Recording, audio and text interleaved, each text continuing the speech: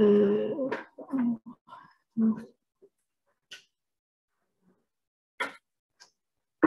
alors, 12 personnes.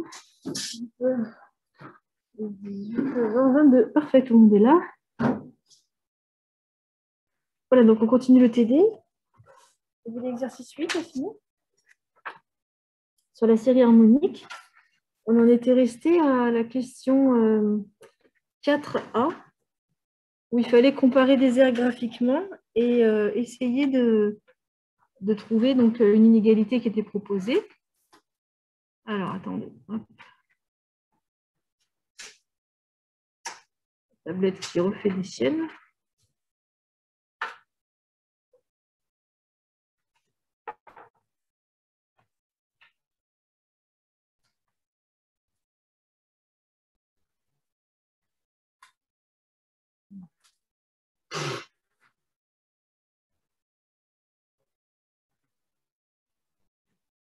Ok, ça c'est fait, c'est bon. Donc on en était là, on avait démontré avec l'inégalité avec les intégrales. On avait dit qu'il fallait ensuite sommer les inégalités. Alors, est-ce que vous avez réussi à continuer à partir de là? Il fallait faire la somme donc, de nos différentes inégalités, ln de k plus 1 moins ln de k, et à partir de 2, hein, puisque k commençait à 2, si vous vous souvenez. Donc, on avait ici ln de k plus 1 moins ln de k. Et ici, la même chose, ln de k moins ln de k plus 1. De k moins 1, pardon. Alors, qu'est-ce qu'on reconnaissait de chaque côté de ces inégalités? Comme des sommes télescopiques, exactement. Alors, si vous vous souvenez du principe des sommes télescopiques, si je réécris le principe de la somme télescopique ici, je vois que pour k égale 2, mon premier terme, ma somme, elle vaudra ln de 3 moins ln de 2. D'accord? Puisque si je prends k égale 2, ça donne ln de 3 moins ln de 2. Ensuite, je vais faire plus. Pour k égale 4, ça va me faire ln de... k égale, pardon, 3 d'abord. Ça me fait ln de 4 moins ln de 3. Ensuite, pour k égale 4, ln de 5 moins ln de 4, plus petit point. Et puis, je vais comme ça jusqu'à k égale n. Donc, il me reste ln de n plus 1 moins ln de n. Voilà, ça, c'est si je développe toute ma somme, ça fait ça. Alors, on voit bien qu'il y a certains termes qui vont se simplifier. Par exemple, là, ln de 3 moins ln de 3, ln de 4 moins ln de 4, etc. Et en fait, quand on fait ça, presque tous les termes se simplifient. Les seuls termes qui vont rester, ce seront lesquels, finalement? Oui. Voilà, c'est ce terme-là, moins ln de 2, qui est le tout premier terme ici, qui ne va pas se simplifier parce que c'est pour k égale 2. Et le tout dernier, celui-là va se simplifier avec un terme précédent. Et donc, en fait, il va rester à gauche de l'inégalité ln de n plus 1 moins ln de 2. Donc, si vous regardez bien, c'est le tout dernier moins le tout premier. Au milieu, on voit qu'on a affaire, c'est presque la somme Sn. Si je voulais écrire ça en fonction de la somme Sn. Sn, ça commence à 1. Par rapport à Sn, oui. Voilà. En gros, c'est le terme 1. Si j'avais aussi le terme k égale 1, bah, ça me donnerait la somme Sn. Cette somme Sn, bah, je soustrais 1 pour obtenir la somme à partir de 2. Donc, si je fais Sn moins 1, je vais obtenir la somme à partir de 2. Et ici, même chose, hein, la somme télescopique, si j'essaie de la trouver sans forcément tout développer, il va rester le tout dernier terme, ln de n, moins le tout premier, ça fait ln de 2 moins 1, ça fait ln de 1. Donc, voilà ce que ça me donne. Par rapport à ce que j'étais censée obtenir, je vois que ce n'est pas tout à fait ça, mais on n'est pas bien loin. Qu'est-ce qu'il suffit de faire? Moi, je voulais avoir Sn, oui, Valentin? Ouais. On additionne plus 1 sur chaque terme de l'inégalité, et donc je vais obtenir, si je réécris dans l'ordre de l'énoncé, ça me fera 1 plus ln de n plus 1 moins ln de 2. Au milieu, Sn, et à droite, ln de 1 faisant 0, 1 plus ln de n. Voilà, j'obtiens ces inégalités-là. Donc la somme Sn, pardon, j'ai un petit en trop là, elle est comprise entre ce terme à gauche et ce terme à droite, qui est bien ce qu'on voulait dans l'énoncé. Et ça, c'est valable pour tout n, si n est supérieur ou égal à 2. D'accord. Voilà, ça c'était pour l'inégalité. Ensuite, il fallait en déduire un équivalent de Sn en plus l'infini et retrouver le résultat de la question 3, sachant que la question 3, elle disait que la suite Sn, elle tendait vers plus l'infini. Donc, il va essayer d'en déduire un équivalent. Alors, si, pour dire un équivalent de cette inégalité, je peux regarder ce qui se passe lorsque n va devenir très grand. Qu'est-ce qui va l'emporter dans ces différents termes au niveau des inégalités là? Par exemple, 1 plus ln de n. Est-ce que je connais un équivalent de ce terme-là? Au voisinage de plus l'infini. ln de n, hein, puisque 1, c'est négligeable par rapport à ln de n. 1, c'est borné, ln de n tend vers l'infini. Donc, cette partie-là, elle est équivalente à ln de n en plus l'infini. Je regarde cette partie-là. J'ai ln de n plus 1, j'ai 1, j'ai moins ln de 2 qui sont deux constantes. Donc, pareil, ça va être équivalent à ln de n plus 1. En plus l'infini. Donc, l'équivalent qu'on a envie de donner, ce serait quoi ici? ln de Pour la n. suite Sn. ln de n, on a envie de dire ça, hein, puisque Sn, elle est coincée entre deux suites qui vont être chacune équivalente à ln de n. Alors, à démontrer, mais bon, voilà. On a envie de dire que Sn, elle va être elle aussi équivalente à ln de n. Alors ça, c'est ce qu'on a envie de dire intuitivement. Pour le démontrer de manière rigoureuse, comment est-ce qu'on fait pour prouver un équivalent de manière rigoureuse? Quelle est la méthode? La définition, le premier truc qu'on a vu sur des fonctions équivalentes, c'est elle vérifie quelle particularité? Le quotient tend vers 1, exactement.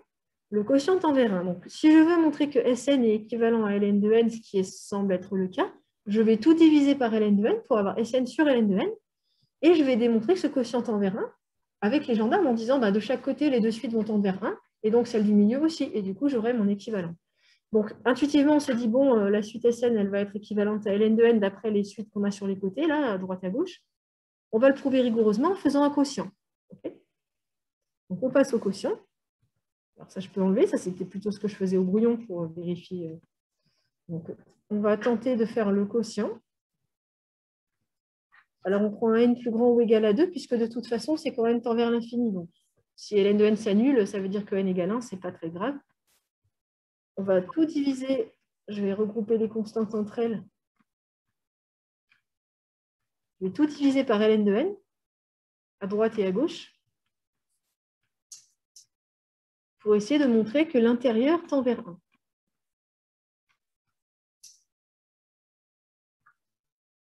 Alors, je ne sais pas comment, si peut-être vous aviez essayé de faire cette question. Est-ce que vous aviez une autre technique ou est-ce que vous avez fait autrement que ça? Vous avez peut-être juste donné les équivalents à droite à gauche en disant du coup c'est équivalent parce que c'est un peu intuitif mais c'est pas vraiment démontré quoi. Les deux suites sont coincées mais imaginons qu'il y a un petit taux entre les deux, je ne sais pas, c'est pas bon. Si y a un petit taux, ça reste quand même équivalent. Donc pour le prouver rigoureusement, je passe par la définition. Je sais que Sn est équivalente à une suite si le quotient tend vers 1. Donc j'essaie de montrer ça. Alors mes quotients, oui.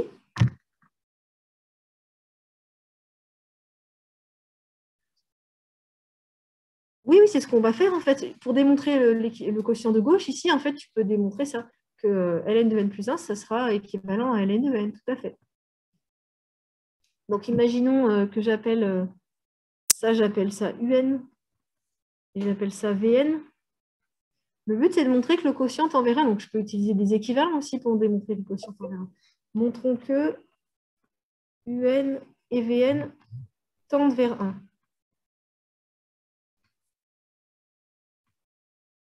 Quand je dis tend vers 1, sous-entendu en plus l'infini, hein, comme à chaque fois pour les suites. Alors peut-être je vais commencer par Vn, c'est le plus facile. Je peux même utiliser des équivalents pour prouver que Vn tend vers 1. Vn est équivalent plus l'infini à ln de n sur ln de n. D'accord, ça fait 1. Donc ça, c'est très facile.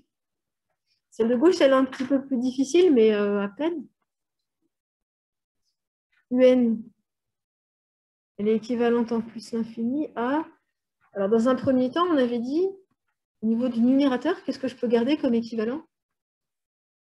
J'ai 1 moins ln de 2 plus ln de n plus 1, on avait dit tout à l'heure. On peut garder juste ln de n plus 1.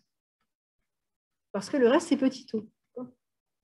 Le reste étant négligeable, je peux garder ça. Et puis après, il faut essayer de montrer que ln de n plus 1 et ln de n sont eux-mêmes équivalents.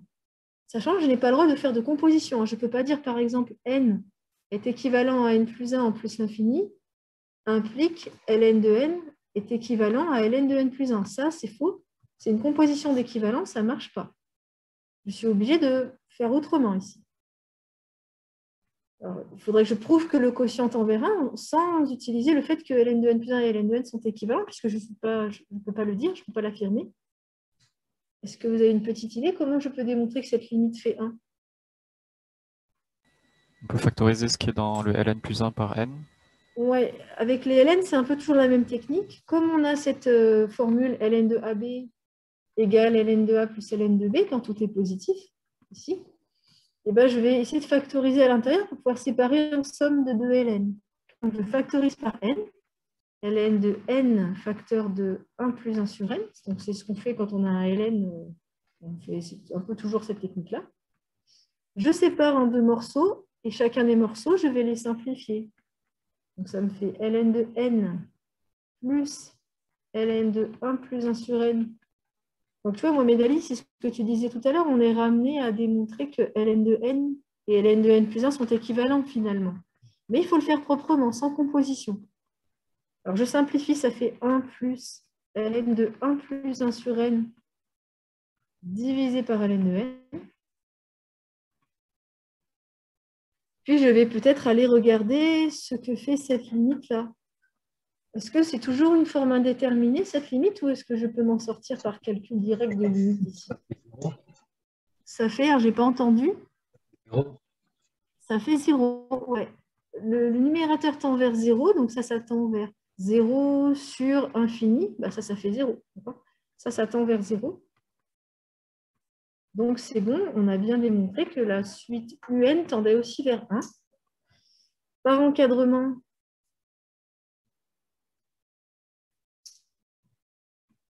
eh bien, j'en déduis que limite de Sn divisé par ln de n égale 1.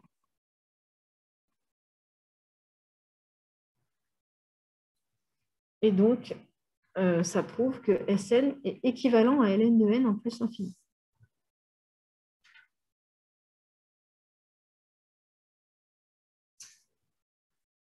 Madame, Oui. pourquoi on a choisi de diviser par ln de n et pas ln de n plus 1? Alors, parce qu'en fait, si je remonte un petit peu là sur l'inégalité qu'on avait, où est-ce qu'elle est passée? Voilà, celle-ci. Donc, celle que je vais surligner en jaune. Ici, on avait cette inégalité. On commence. On avait cette inégalité là. Et donc, effectivement, à droite, on voit que l'équivalent, ça va être ln de n. À gauche, ça va être ln de n plus 1. Si tu divises par ln de n plus 1, tu peux démontrer la même chose, c'est-à-dire que dire que c'est équivalent à ln de n plus 1, c'est vrai aussi.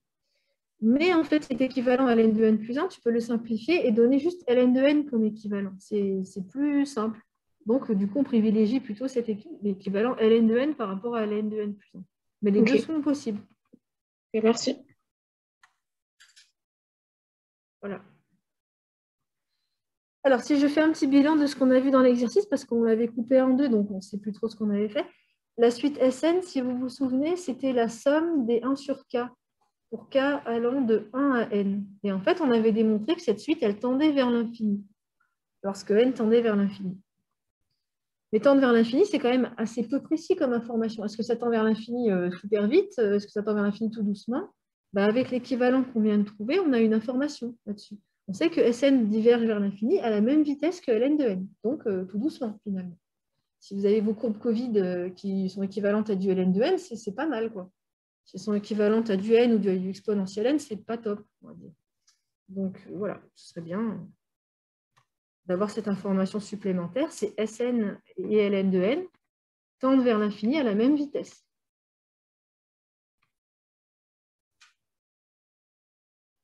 L'équivalent permet de préciser la façon dont la suite tend vers l'infini.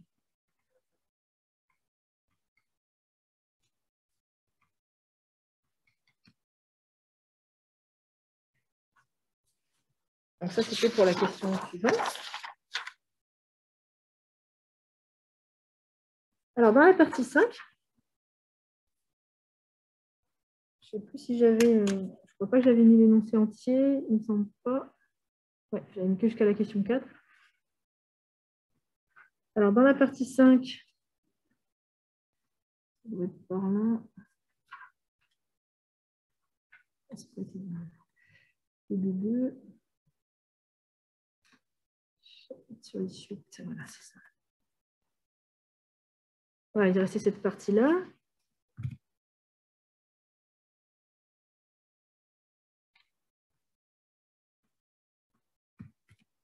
Voilà, la suite de l'exercice, c'était ça.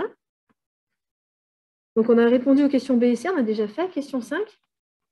Alors, à votre avis, qu'est-ce qu'on fait dans la question 5? C'est quoi ces suites VN et WN? VN, c'est SN moins LN de N.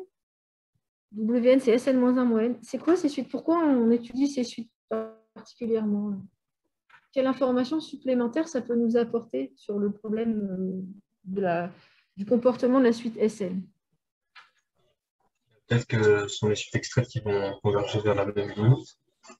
Alors, ce sont des suites... oui, alors, ce n'est pas tout à fait des suites extraites parce que si vous regardez bien, VN, c'est de la suite SN. Donc, je ne peux pas dire que ça va être des suites extraites. Mais, par exemple, celle-ci, là, quand j'étudie SN moins LN de N, cette suite-là, qu'est-ce que ça va représenter? Quel intérêt d'avoir cette suite? Il faut le voir en relation avec l'équivalent qu'on vient de trouver ici. Oui? Madame? Oui, effectivement, c'est un petit peu ça. Roman, alors je vais réexpliquer ce qu'elle a dit. Oui, il y a une question. Attends, parce que je n'avais pas entendu ce qu'elle Non, avait dit. vas-y. T'inquiète pas, vas-y, explique. J'entendais pas. Ah, d'accord. Eh bien, alors, donc, l'explication que Roman a proposée, c'est de dire, d'avoir cette information sur la suite VN, ça peut nous donner la position de SN par rapport à LN de N. C'est-à-dire, est-ce que, par exemple, vu que c'est la différence des deux, si ma suite VN est positive, par exemple, bah, je suis sûre que SN, elle va tendre vers l'infini à la même vitesse, mais en étant un petit peu au-dessus ou un petit peu en dessous. Donc, en fait, ça nous donne des informations sur la différence entre ces deux suites. Parce que si vous vous rappelez des propriétés qu'on a vues sur les équivalents et les développements limités, quand j'écris f de x est équivalent à g de x lorsque x tend vers petit a, en fait, je peux écrire que f de x, c'est g de x plus quelque chose de négligeable par rapport à g de x au voisinage de petit a. En fait, avoir un équivalent, si vous vous rappelez, c'est d'avoir quand on a un équivalent, on a le premier terme du développement limité. Alors, au voisinage de 0 ou au voisinage de l'infini, ça marche aussi. Donc, en gros, quand on va étudier la différence entre Sn et Ln de n, on voudrait savoir qu'est-ce qui se cache dans ce petit taux là-dedans. C'est négligeable, oui, mais négligeable comment? Parce que être négligeable par rapport à Ln, qui tend vers l'infini, ça veut dire que peut-être la différence entre les deux, c'est encore une suite qui tend vers l'infini, mais en étant petit taux de Ln, ou alors c'est peut-être quelque chose de constant, ou c'est quelque chose qui tend vers 0. Donc, on aimerait avoir l'information suivante. Quand je dessine ma suite Ln de n qui va suivre la courbe de la fonction Ln, hein, elle va suivre la courbe de la fonction Ln, ben, ma suite Sn, elle va peut-être faire comme ça, donc elle tend vers l'infini à la même vitesse, mais est-ce que c'est un peu comme une asymptotomique? Est-ce que ça va se rapprocher? Est-ce que la différence tend vers 0? Est-ce que la différence tend vers une constante? Est-ce que la différence, quand même, elle tend vers l'infini, mais en étant négligeable? Donc, en gros, c'est pour préciser encore le comportement de la suite. Ce qu'on fait quand on étudie la différence qui est ici, alors la deuxième, en fait, je ne la compte pas trop parce que la deuxième, elle est là pour essayer d'avoir des suites adjacentes. Pour ça, on a besoin d'une deuxième suite pour essayer de montrer qu'elles sont adjacentes. En fait, la vraie suite qui nous intéresse, c'est la suite Vn. C'est la différence entre la suite et son équivalent. C'est pour savoir qu'est-ce qui se cache dans le petit taux. Quand on fait la différence, il y a un petit taux de Ln. Qu'est-ce qui se cache là-dedans? C'est ça qu'on essaye de savoir dans la suite de l'exercice. Donc pour ça, on vous propose la suite Vn qui est la suite différence des deux, puis une autre suite qu'on a construite à partir de cette suite-là. Donc la suite Sn-1 moins Ln de n. Alors bon, on va voir que ces suites sont adjacentes. Le fait de remarquer que les suites sont adjacentes, ça peut nous permettre de prouver que les suites sont convergentes, par exemple. Alors peut-être que vous avez réussi à montrer que les suites étaient adjacentes, j'espère. Adjacente, rappelez-moi, qu'est-ce qu'il faut faire? Une suite. Oui, Valentin. Une croissante, une décroissante. Oui, et même mieux qu'une limite fixe, même 0. Il faut vraiment qu'elles se rapprochent l'une de l'autre. Il faut que, si on veut qu'elles puissent tendre vers la même limite, il faut que la distance soit vraiment 0 et pas, si tu dis c'est fixe, ben, elles sont séparées par un gap et du coup, elles ne peuvent pas converger vers la même. Il faut vraiment que la limite soit nulle et pas constante. Donc oui, effectivement, une croissante, une décroissante, et la limite entre les deux qui doit être nulle. Alors, il y a 3 choses à vérifier. On va s'intéresser aux variations de la suite. Alors, on va fixer un n dans la question, hein, soit n supérieur ou égal à 2. Et puis, on va étudier les variations de ces 2 suites. Donc, on va commencer par exemple par la suite Vn. Donc, pour les variations, je fais Vn plus 1 moins Vn. Alors, ça fait Sn plus 1 moins Ln de n plus 1 moins, entre parenthèses, Sn moins Ln de n. D'accord? Je remplace, ça me donne ça. Alors, il y a Sn plus 1 moins Sn qui est normalement facile à calculer. Et puis après, on a moins Ln de n plus 1 plus Ln de n. On a cette différence de Ln ici. Alors, Sn plus 1 moins Sn, qu'est-ce que c'est ça? Si vous revenez à la définition de la suite Sn. C'est positif, parce que Sn est croissante. Alors, c'est positif, mais ça va peut-être pas être suffisant de dire ça. Parce que si tu dis juste c'est positif, c'est un truc négatif derrière. Oui, pardon, j'ai pas entendu. Ah non, c'est 1,5. Non, pardon. Non, pas tout à fait. Ouais, pas tout à fait. Si je reviens, donc Sn, qu'est-ce que c'était? C'était la somme des 1 sur k pour k allant de 1 à n. Donc si je fais Sn plus 1 moins Sn, que reste-t-il entre les deux? Oui, bah, l'un ou l'autre, allez-y. Oui, 1 sur n plus 1, c'est ça. Parce que c'est la même somme, sauf qu'il y en a une qui s'arrête à n plus 1, l'autre qui s'arrête à n. Donc, en faisant la différence, il y a tout qui se simplifie, sauf le dernier terme de la somme qui va jusqu'à n plus 1. Donc, dire c'est positif, c'est vrai, mais étant donné que derrière, on a du négatif, ce serait bien de savoir exactement quelle valeur c'est. Puis après, peut-être que les ln, on va pouvoir les rassembler en un seul. ln, alors là, j'ai le choix. Hein. Soit je dis que c'est moins entre parenthèses, et puis je mets un moins ici aussi, soit je dis que c'est plus celui-là, moins celui-là. Là, il y a un choix stratégique. Donc, le choix stratégique, c'est il y a 2 possibilités là, de simplification. Je les mets en évidence toutes les 2. Vous allez me dire, à votre avis, laquelle est la meilleure? La première, c'est de laisser le moins en facteur. En fait, vous allez voir que ça a pas mal d'importance dans la suite du calcul, de faire le bon choix ici. Ou de ne pas laisser le moins en facteur. Donc, si je laisse le moins en facteur, je me retrouve avec moins ln de n plus 1 sur n. Et si je ne laisse pas le moins en facteur, je me retrouve avec ln de n sur n plus 1. Qu'est-ce qui est mieux à votre avis? Dit comme ça, c'est pas évident, oui. Tom? La première solution. Qu'est-ce qui est mieux à votre avis? Ce qui est pas mal dans cette première solution, comme tu le dis, c'est que je peux simplifier, je peux avoir du 1 plus 1 sur n. Et là, ce sera peut-être intéressant après pour pouvoir faire, par exemple, je ne sais pas, un développement limité ou autre, on va voir. Alors que là, je suis un peu coincée, n sur n plus 1, je ne peux pas le simplifier en fait. Sauf si je fais plus 1, moins 1, enfin du moins, voilà, il y a différentes possibilités. Disons que l'une ou l'autre des possibilités nous amène à une suite de calculs qui va être légèrement différente selon ce que j'aurais choisi. Bon, on s'en sort dans les 2 cas, je vous rassure, mais les calculs sont différents dans les 2 cas. Alors, on part sur la première, la deuxième. Parce que ça aussi, ça se simplifie. On peut dire que ça, c'est ln de n plus 1 moins 1 sur n plus 1. Vous faites plus 1 moins 1 au numérateur et du coup, ça fait ln de 1 moins 1 sur n plus 1. Vous voyez qu'en fait, on a 2 simplifications différentes selon la piste qu'on choisit. Qu'est-ce qui vous semble la plus intéressante? Les 2 sont... Dit comme ça, on ne sait pas trop où on va aller. Ce n'est pas forcément évident de choisir. Pour vous montrer que chacune de vos actions, ou petites actions dans les calculs, peut amener à des choses, des façons de raisonner différentes derrière, en fait. Allez, on va dire qu'on vous met tous d'accord et on va partir sur ça. OK? L'autre est peut-être mieux, mais bon. Qu'est-ce que vous auriez fait plus naturellement, vous? Plutôt la première solution, plutôt la deuxième? Plutôt à gauche, je l'aurais fait. Ouais, aussi. Alors, on va partir sur ce que vous auriez fait naturellement. Je vous dis tout de suite que celle-ci est un petit peu plus intéressante, mais ce n'est pas grave. On va partir sur ce que vous auriez fait naturellement. D'accord? Donc, naturellement, vous auriez dit, ben, je vais faire moins ln de n plus 1 moins ln de n. Et je vais donc dire que ça fait 1 sur n plus 1. Et donc, je récupère ici moins ln de, puis je simplifie tout de suite.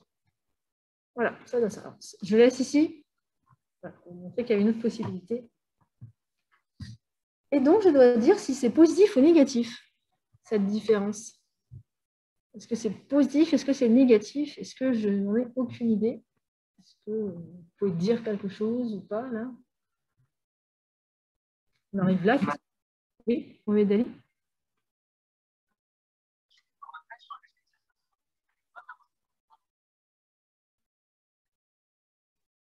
Oui, et ça, c'est effectivement quelque chose qu'on va utiliser ici. Notre suite doit être croissante. Oui, vas-y, excuse-moi, je te laisse finir.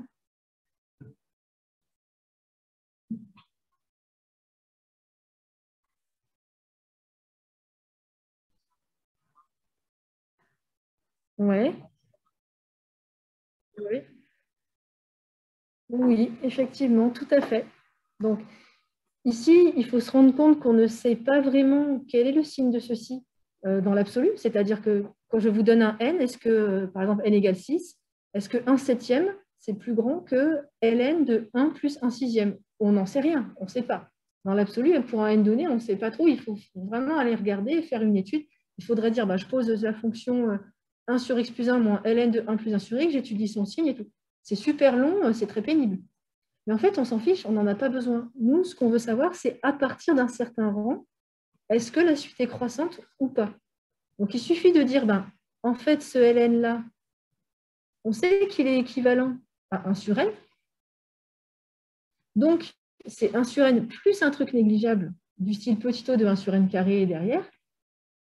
Enfin, plus petit o de 1 sur n plutôt. Et donc, quand je vais faire ici ma différence, eh bien, je peux essayer de tirer parti de ça. Donc, le but, ça va être ça, ça va être de dire, vu qu'on a besoin de savoir ce qui se passe qu'à partir d'un certain rang, bah finalement, on va utiliser un développement limité de ln au voisinage de l'infini.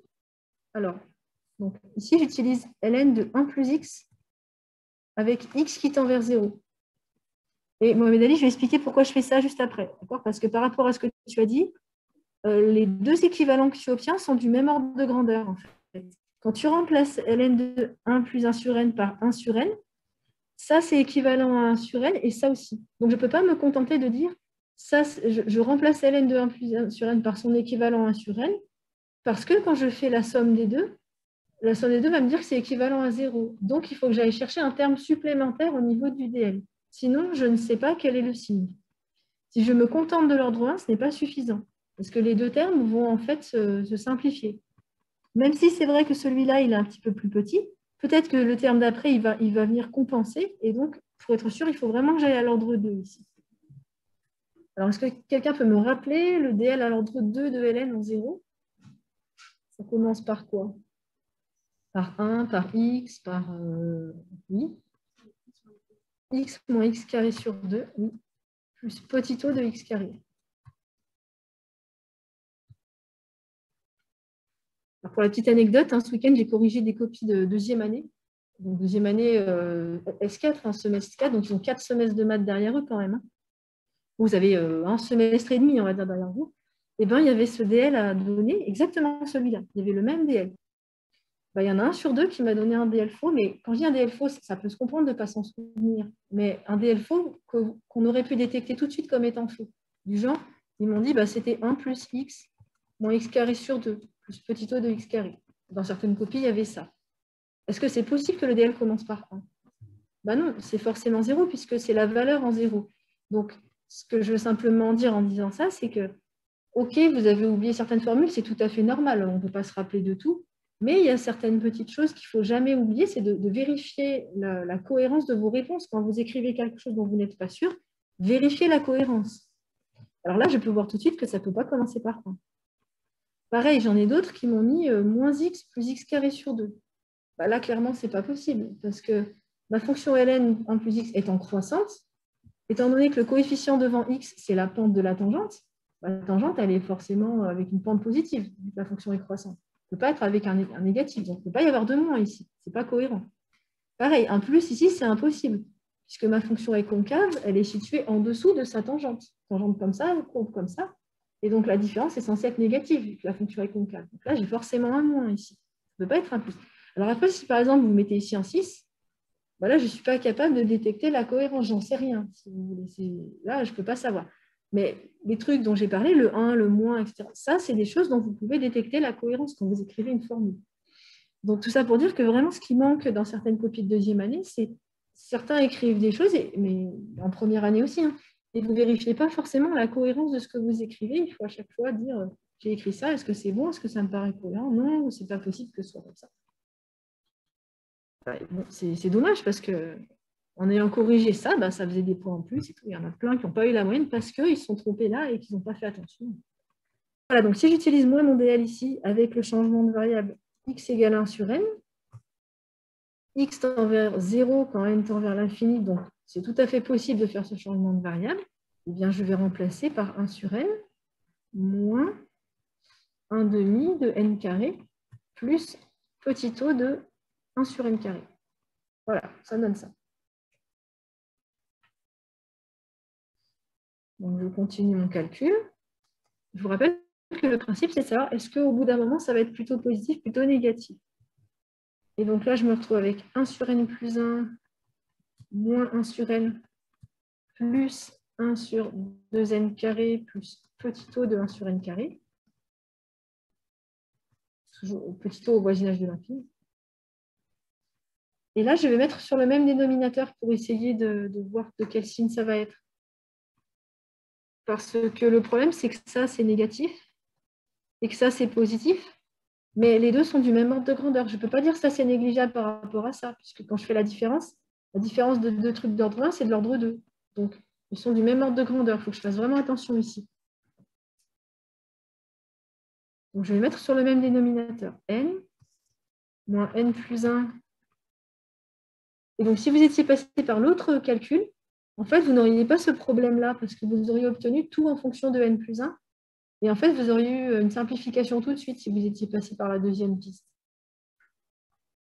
Et donc, le calcul aurait été moins piégeux ici, en fait, on va dire, si vous aviez pris l'autre piste.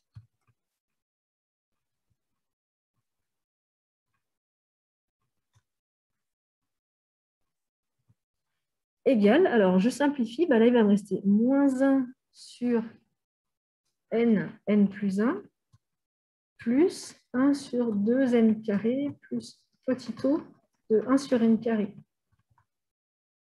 Donc, peut-être que là, vous voyez ce que je veux dire. Vous voyez que ça, c'est équivalent à moins 1 sur n carré.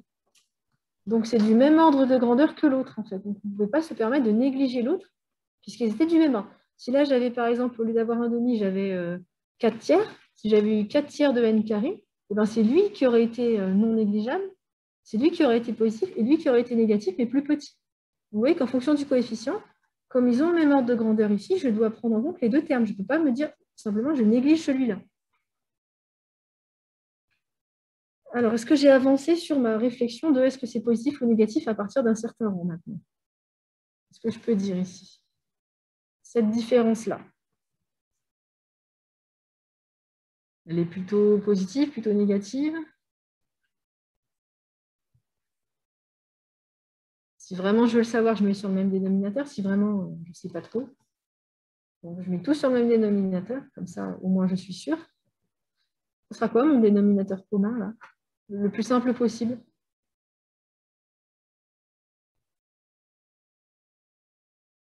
J'ai n plus 1, j'ai 2n carré. Oui? Non, c'est pas n. N? Pour moi, c'est ça. C'est tout? C'est le seul truc par lequel on peut factoriser. Alors, oui, mais il y a quand même d'autres trucs, du coup. C'est comme si tu me disais, j'ai 1 sur 15 plus, je ne sais pas, 6 sur 30. Et puis, bah, du coup, comme je peux factoriser par 15, mon émetteur commun, ça sera 15. Bah non, pas possible. Donc, ce serait plutôt quoi? Je vois pas. Peut-être n carré. Et Alors, ça veut dire que là, il faut que je trouve je par quoi je m'entends. dois multiplier haut et bas celle-ci. Et par quoi je dois multiplier haut et bas celle-ci pour avoir un dénominateur commun le plus simple possible. L'analogie, c'est une fraction sur 6, une fraction sur 18, non, une fraction sur 12, on va dire. Et une fraction sur 18, vous voulez les ajouter ensemble. Ce sera quoi votre dénominateur commun? Ouais. Ah, 12 fois 18. Ah, ok. Alors, justement, non, ce ne sera pas 12 fois 18. Ça peut être 12 fois 18, mais ça ne sert à rien. Ça sera plutôt, en fait, si vous regardez 12, c'est 3 fois 4. Et 18, c'est 3 fois... je suis un peu fatiguée, là. 3 fois 6, voilà. Et du coup, je peux même faire mieux, parce qu'en fait, ça, c'est 6 fois 2, et ça, c'est 6 fois 3. Voilà, c'est plutôt ça que je vais regarder. 6 fois 2, 6 fois 3. Et donc, je ne vais pas du tout faire 12 fois 18 comme dénominateur commun. Sinon, c'est ridicule. Après, il faudra que je simplifie tout ce que j'aurais mis en 3, quoi. Donc, mon dénominateur commun, bah, ce sera 6 fois 2 fois 3. C'est-à-dire le PPCM, pour ceux qui connaissent, le petit commun multiple entre les deux. Donc, en gros, celle-ci, il suffit de la multiplier par 3 et celle-ci, il suffit de la multiplier par 2. Et je me retrouve avec 36 comme dénominateur commun, qui est plus acceptable que 12 fois 18, que je ne sais même pas combien ça fait, je n'ai pas envie de calculer. Donc là, c'est pareil. Là, j'ai un n en commun. Ça, c'est vrai, hein, vous l'avez remarqué, j'ai un n en commun. Et donc, ce n en commun, ça ne sert à rien de le remultiplier à nouveau. Donc, mon PPCM ici, mon plus petit commun multiple, ce sera n. Ce sera 2n carré fois n plus 1. OK? C'est-à-dire que ici, il suffit de multiplier haut et bas par ce qui manque pour obtenir le tout. Donc, la première, il faut que je la multiplie par... alors, parce que j'ai rajouté 2n, 2n. Okay. Et si je fais ça, ça m'assure que ma fraction sera irréductible. Enfin, on a de grandes chances que la fraction soit irréductible à la fin. Plutôt que de devoir tout simplifier parce qu'on a fait des multiplications en trop qui ne servaient à rien. Et donc ici, 2n carré, par quoi je dois multiplier? Par n plus 1, tout simplement, hein, si je ne me trompe pas. Par n plus 1. Voilà. Oui. Alors, si tu mets des équivalents, est-ce que vraiment tu pourrais... Si, éventuellement tu pourrais. Alors, si, mais je vais expliquer pourquoi. Ouais. Si, tu as raison. Je vais expliquer pourquoi on peut aussi faire un équivalent ici, spécifiquement dans ce cas-là. Tout à l'heure, on ne pouvait pas au début, mais maintenant, on peut. Je vais expliquer après. Bon, je termine juste mon calcul en vérifiant que j'obtiens moins n plus 1 sur 2n carré facteur de n plus 1 plus petit o de 1 sur n carré. Et moi, ce qui m'intéresse, c'est de savoir ce nombre-là, quand n est grand, quel est son signe? Positif, négatif? À votre avis? Ça, c'est de quel signe? Là, vous pouvez faire un équivalent si vous voulez. Pour le coup. Là, tout est produit quotient, vous pouvez faire des équivalents. Moins n sur 2n cube, c'est négatif. Moins n qui l'emporte ici. Donc, quand n devient grand, le moins n devient négatif et tout le reste est positif. Donc, c'est négatif. Donc, négatif, ça veut dire que ma suite, à partir d'un certain rang, ça, c'est négligeable. Ça, c'est négatif, ça, c'est négligeable. Donc, ma suite, à partir d'un certain rang, est négative. Elle est décroissante à partir d'un certain rang. On ne sait pas quel rang, mais ce n'est pas grave. Donc, Vn plus 1 moins Vn est négatif à partir d'un certain rang. Donc, décroissante à partir d'un certain rang.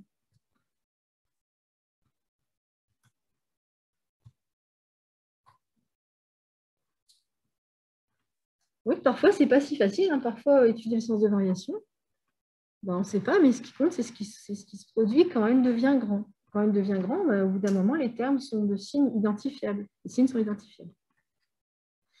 Alors, tout le calcul de la fin, on l'aurait évité hein, si on était parti sur la deuxième piste. On n'aurait pas eu besoin de faire tout ça. Alors, une dernière chose, ici, c'est ce que tu proposais. Est-ce que je peux faire un équivalent? La réponse est oui. Si je prends ces deux termes-là, je peux répondre en utilisant un équivalent. Autant je ne pouvais pas au début, parce que l'équivalent au début, là, l'équivalent de ça, c'était 1 sur n, et là aussi. Donc là, ça faisait 1 sur n moins 1 sur n, et l'équivalent me donnait 0, ce n'était pas assez précis. Il a fallu que j'aille chercher de l'ordre 2. Mais autant à partir de là, à partir de cette boîte rouge, je peux tout à fait donner un équivalent. Donc, si je repars de la boîte rouge, moins 1 sur n plus 1, c'est équivalent à moins 1 sur n carré. En plus l'infini. Et 1 sur 2n carré, bah, c'est équivalent à 1 sur 2n carré. Là, je ne peux pas faire mieux. Donc, est-ce que j'ai le droit de les ajouter ensemble? Rappelez-vous les règles sur les équivalents qu'on avait vues. Oui, ici, je peux, parce que quand j'ajoute ensemble, c'est équivalent à la même fonction de base et ça ne se simplifie pas. Donc, ici, on aurait le droit de dire que la somme, on aurait le droit de faire la somme dans ce cas spécifique-là. On peut faire la somme.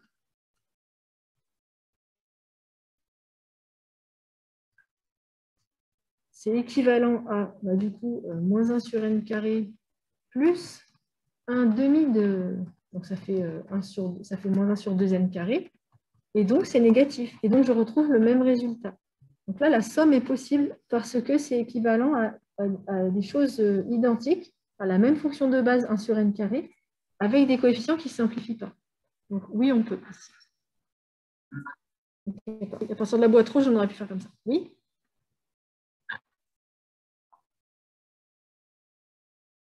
Alors, il y a 2 règles à connaître. Alors, je vais les énoncer pour des fonctions et pour des suites, ce serait bon aussi. Hein. Si jamais je sais que f de x, si jamais je veux donner un équivalent de f de x plus g de x, lorsque x tend vers a, donc si vous avez un plus vn quand n tend vers l'infini, c'est bon aussi, avec des suites, ça marche aussi. Et bien ça, c'est équivalent à f de x si jamais g de x est petit o de f. Donc si quand vous faites une somme, l'une est négligeable devant l'autre, ben, vous pouvez l'enlever de l'équivalent. Ça, c'est la première règle sur les sommes. Et la deuxième règle sur les sommes, c'est celle qu'on vient d'utiliser là. Si jamais f de x est équivalent à petit alpha h de x et que g de x est équivalente à bêta h de x, vous voyez que f et g sont équivalentes à la même fonction h avec 2 coefficients différents. C'est ce qui se passe ici. La fonction h, ici, c'est la suite 1 sur n carré. Le premier coefficient, c'est moins 1. Le deuxième, c'est 1 demi. Quand vous faites la somme de vos coefficients, ça ne fait pas 0. Donc, vous avez le droit de faire les équivalents de somme ici. C'est f de x plus g de x sera équivalente à alpha plus bêta h de x, alors à condition que alpha plus bêta soit différent de 0, sinon ça ne marche pas. Donc c'est ce qui se passait au début, là, quand j'étais ici, à cette étape, ben, j'avais 1 sur n pour la première, moins 1 sur n pour la deuxième.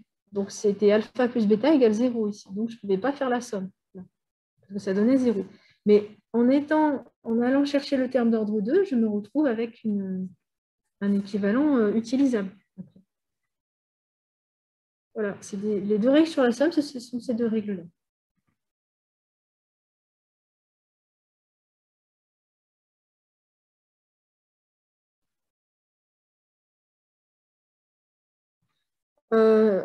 Alors, que tu aies des polynômes ou pas, ça ne change rien, parce que quand tu as des polynômes, tu peux passer par un DL et faire les sommes que tu veux. Si tu passes par un DL, comme j'ai fait moi, là, avec petit o, tu peux faire ce que tu veux. Tant que tu gardes ton petit o, tu peux additionner, soustraire, faire ce que tu as envie. Ça marche toujours avec le petit o. Tu passes par le DL, même si que tu aies des polynômes ou pas, d'ailleurs. Mais par contre, si tu travailles avec les équivalents, tu ne peux pas, parce que travailler avec les équivalents, ça veut dire je garde que les premiers termes du DL. Et si ces premiers termes se simplifient entre eux, ben, je suis embêtée, je ne sais pas quoi faire. Il faut que j'aille chercher les termes d'après. Donc, c'est ce que j'ai fait ici. Les termes d'ordre 1 se simplifiant, je suis allée chercher le terme d'ordre 2.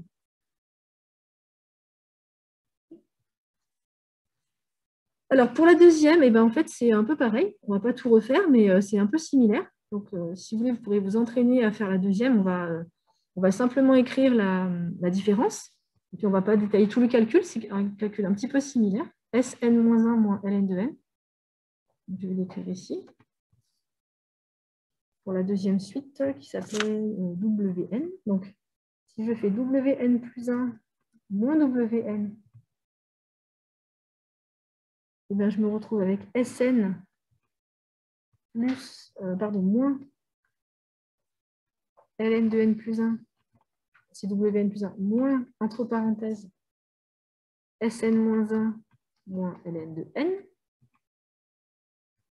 Sn moins 1, ça fait 1 sur n, comme tout à l'heure, moins ln de n plus 1, plus ln de n,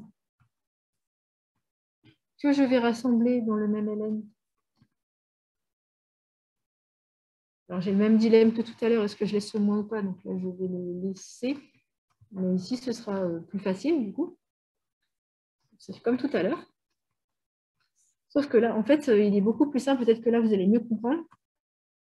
Parce que là, si j'écris mon dl de ln, j'ai 1 sur n moins 1 sur 2n carré plus petit o de 1 sur n carré. En fait, je peux faire les calculs parce qu'ils sont beaucoup plus simples ici.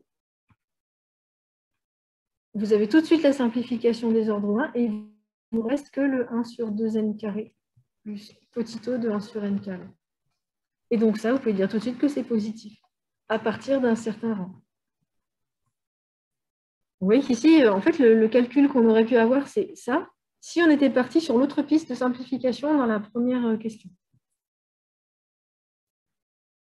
Et donc ma suite wn est croissante à partir d'un certain rang.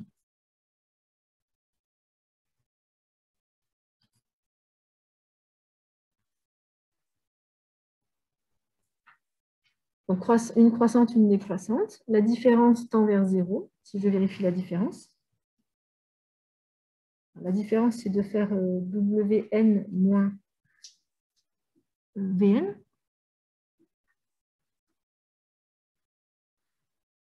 Donc, c'est Sn moins 1 moins ln de n moins, entre parenthèses, Sn moins ln de n.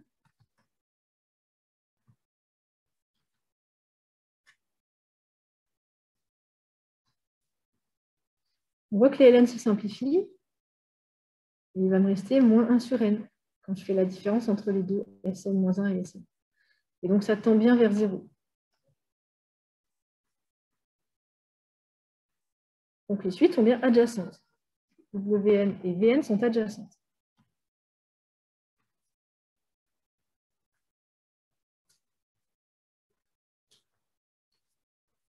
Et là, à partir d'un certain rang, il prend vraiment toute sa mesure. C'est-à-dire que si vous commencez à partir de n égale 1, n égale 2, ce ne sera pas du tout vrai. Les suites ne sont pas monotones à partir du début. Elles sont monotones vraiment à partir d'un certain rang. Et ce rang, on ne sait pas trop, on n'a pas très envie de savoir, d'essayer de le calculer. Parce qu'on n'en a pas besoin, en fait. De savoir exactement à partir de quand, ça ne m'intéresse pas. Ce qui compte, c'est je sais qu'à partir d'un certain rang grand n pour l'une et grand m pour l'autre, eh ben, elles vont être monotones. Donc, avec le max des deux rangs, ben, je suis sûre qu'elles seront monotones toutes les deux.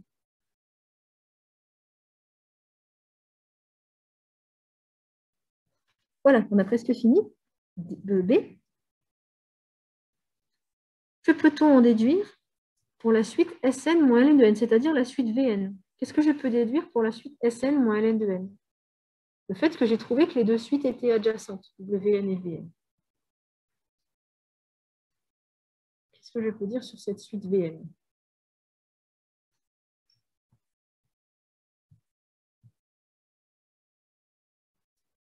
Si j'ai deux suites adjacentes, j'ai un théorème qui me dit elles sont convergentes. Donc la suite Vn est convergente, d'accord, d'après le théorème sur les suites adjacentes. Donc en fait, le fait d'avoir deux suites adjacentes, ce n'est pas vraiment ça qui est important. Ce qui est important, c'est que du coup, je peux déduire que la suite Sn moins ln de n qui m'intéresse, elle, est convergente. L'autre suite, je m'en fiche, je l'ai introduite simplement pour pouvoir montrer qu'elle était convergente, la première.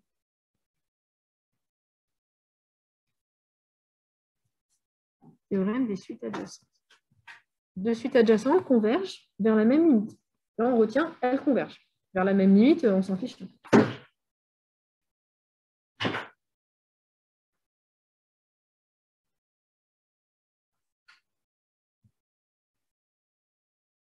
Et donc, appelons gamma sa limite, puisqu'on ne la connaît pas.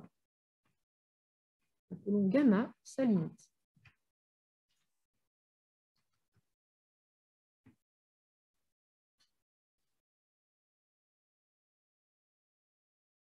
Sn moins ln de n égale quand n tend vers l'infini, on nous demande un développement asymptotique.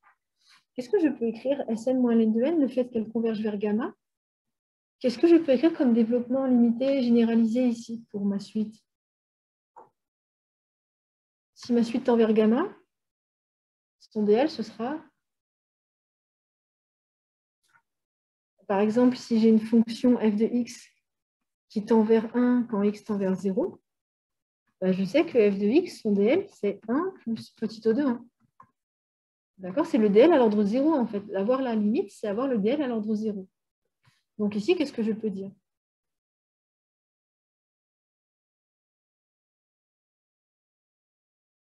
J'aurais dû mettre peut-être 2 ici.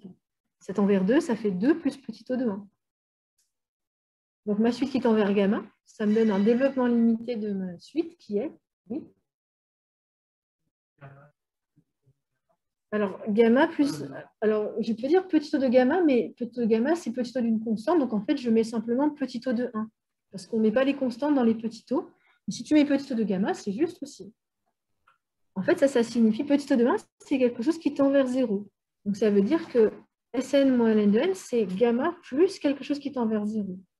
Donc, j'en déduis le développement asymptotique de ma suite Sn. Développement asymptotique, donc c'est-à-dire en plus l'infini, développement asymptotique de Sn. En passant le ln de l'autre côté, c'est ln de n plus gamma plus petit o de 1 quand n tend vers l'infini. Voilà, c'est ça mon développement asymptotique.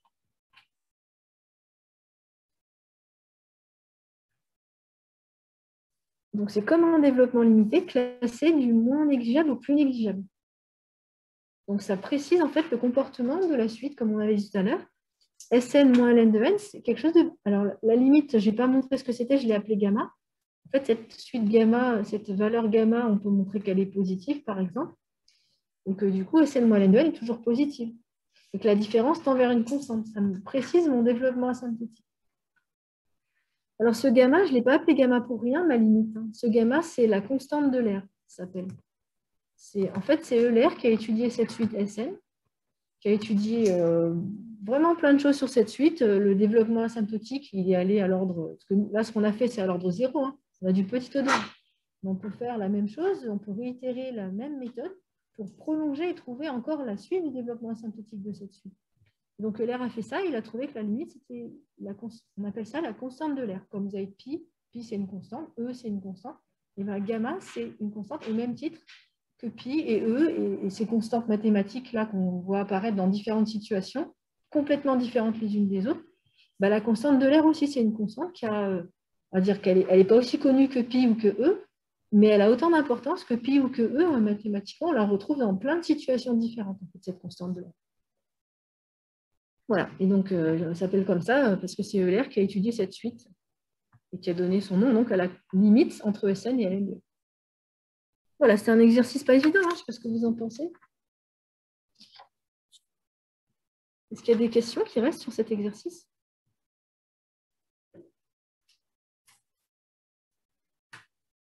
La partie la moins évidente, c'était ce calcul ici, là, qu'on aurait pu alléger un petit peu en faisant des trucs plus astucieux. Mais je n'ai pas voulu partir sur des trucs trop astucieux parce que ce n'est pas forcément les choses auxquelles vous auriez-vous pensé. Vous pouvez s'éviter un petit peu de calcul en faisant des petites astuces, des choses comme ça. Alors, on va passer sur l'exercice 11. L'exercice 11, ça fait partie des suites récurrentes ici. Donc, on commence la partie étude de suites récurrentes qu'on a étudiée ce matin en amphi, par exemple.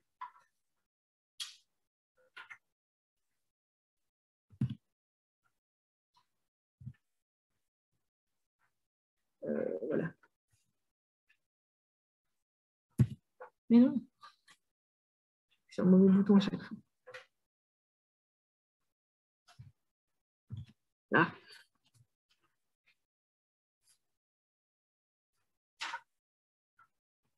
Voilà, c'est une étude de suite récurrente comme on a pu la voir ce matin en amphi, par exemple, ou hier.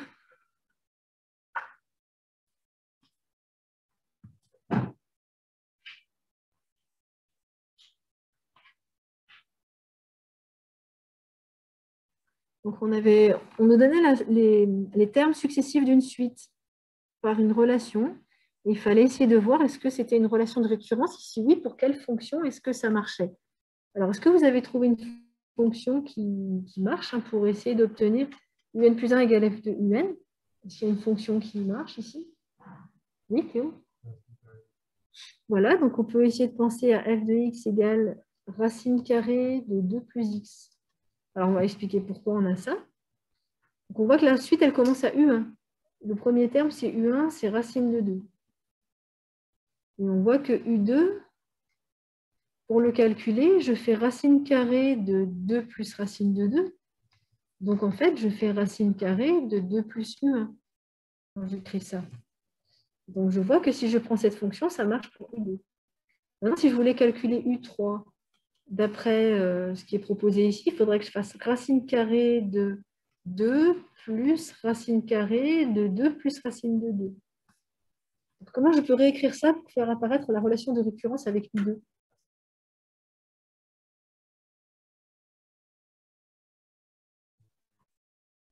Oui, je vois que c'est racine carrée de 2 plus u2. Et puis, en fait, ce que je fais pour u3, etc., je peux le faire pour un en général. Donc, on généralise pour n. Et donc, on pourrait montrer par récurrence, etc. Mais l'énoncé est assez imprécis. Vous voyez qu'il y a des petits points. Donc, on peut simplement se contenter de dire on va généraliser. On généralise pour n supérieur ou égal à 1. Le fait que un plus 1, ce sera racine carrée de 2 plus un. D'accord? D'après la formule ici, là, le terme qu'on trouve ici, ça, c'est le terme un. Donc, effectivement, on pense à cette fonction f. Est-ce que ça va pour tout le monde, ça?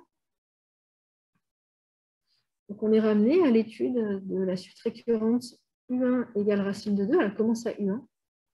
Et pour tout n supérieur ou égal à 1, un plus 1 égale f de un avec f de x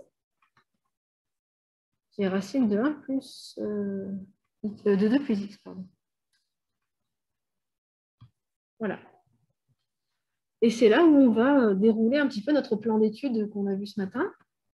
Il faut montrer que la suite est majorée par 2. Alors déjà, peut-être, qu'est-ce que je peux dire sur cette suite dans un premier temps? Est-ce qu'il y a des choses que je peux dire assez rapidement grâce au cours? Sur ma suite U, est-elle bien définie? Est-elle... Vous vous rappelez, on doit trouver des intervalles stables déjà. Peut-être les variations de f, oui, Théo? Oui. Voilà, f est en croissance. Donc, on va donner quelques évidences, entre guillemets, sur la fonction f.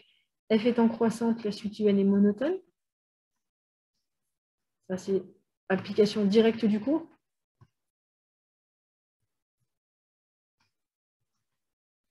Si je veux montrer que la suite est majorée par 2, ça veut dire que quel que soit n, un doit être plus petit ou égal à 2. Donc, ça me fait peut-être penser à trouver un intervalle stable qui s'écrirait sous quelle forme? Si la borne, on va dire, sup, c'est 2, 0,2, quelque chose comme ça. Ouais. Donc, on va faire le tableau de variation de la fonction f, comme on faisait un peu ce matin. On sait qu'elle est croissante. Et vous allez essayer, vous, de choisir là des bornes judicieuses. Essayez de trouver, je ne sais pas, peut-être que vous l'avez déjà fait si vous avez déjà cherché l'exercice, mais essayez de voir qu'est-ce que je peux choisir comme borne qui me montrerait que j'aurai un intervalle stable, qui me montrerait que la suite est majorée par 2 directement, sans aucun calcul, sans aucune récurrence. Voilà, juste parce que j'aurais trouvé le bon intervalle stable. Essayez de réfléchir à qu'est-ce que je peux prendre ici et ici, qui prouverait non seulement que la suite est bien définie, mais aussi qu'elle est majorée par 2. Les deux en même temps.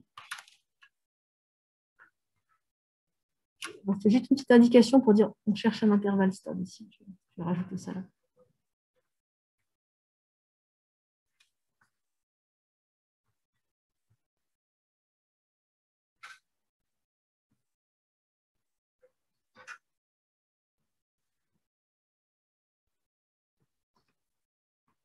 Voilà, je vous laisse réfléchir un petit peu à ça. Qu'est-ce que je peux mettre comme borne? Qu'est-ce que je peux choisir?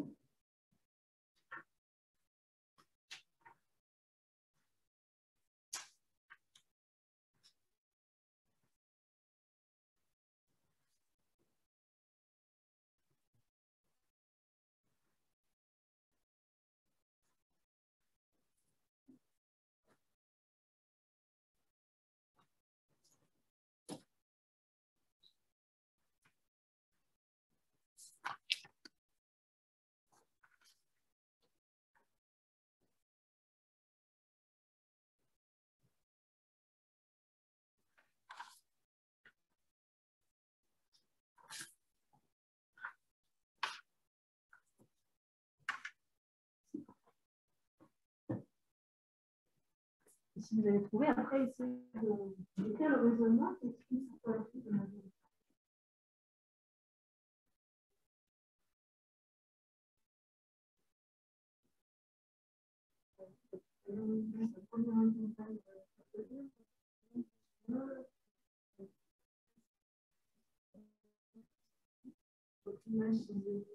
Si c'est toujours un peu dans le mais c'est un peu plus grand.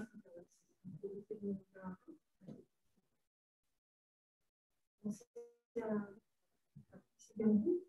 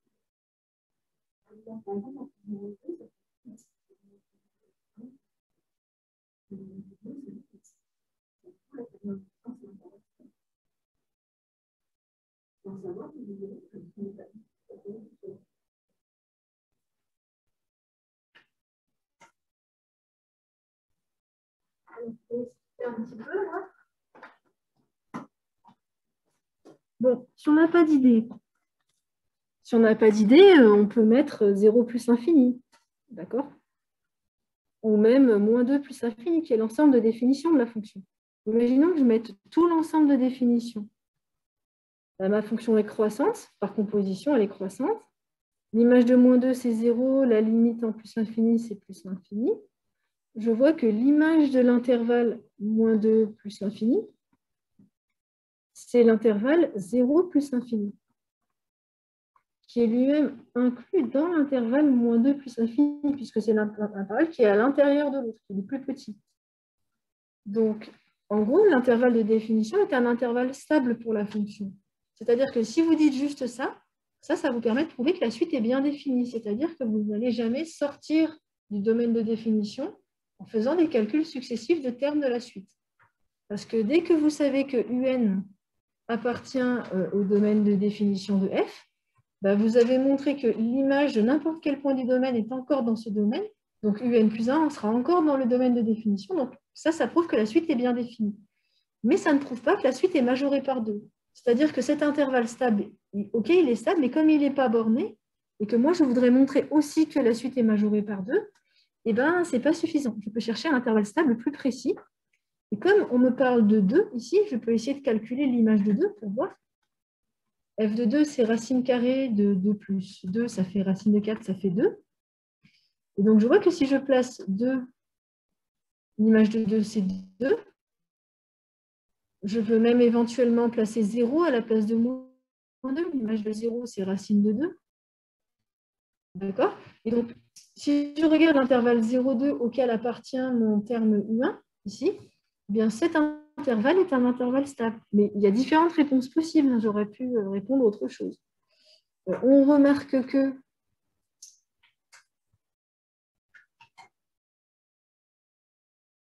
l'image de l'intervalle 0,2, c'est l'intervalle racine de 2, 2, d'accord, d'après le tableau de variation, qui est inclus dans l'intervalle de départ 0,2.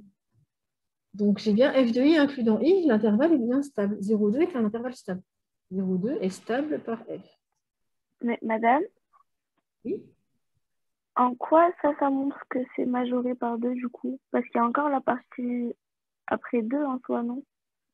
Eh bien, ouais, justement, mais comme c'est un intervalle stable, ça veut dire que si tu prends ton premier terme,